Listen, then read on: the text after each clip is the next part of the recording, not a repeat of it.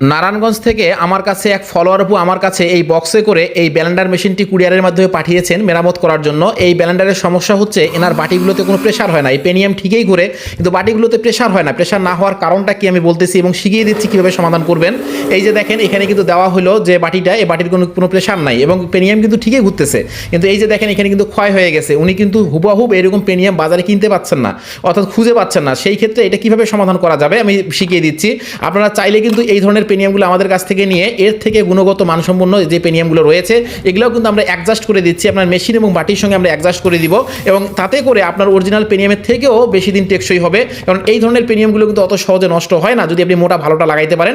এখন আমরা সেট করে দিচ্ছি এই আপুর ব্লেন্ডারে, যেগুলো সচরাচর আপনি কিন্তু বাজারে কিনতে পাবেন, অর্থাৎ আপনাকে এমন পেনিয়াম আমরা সেট করে দিব আশপাশ থেকে আপনি চাইলে কিন্তু এই ধরনের পেনিয়াম সংগ্রহ করে আবার আপনি সেট করতে পারবেন। এই যে দেখেন আমরা কিন্তু হুবহুব দেখেন নিচেরটা এবং উপরেরটা ম্যাচ করে দিলাম।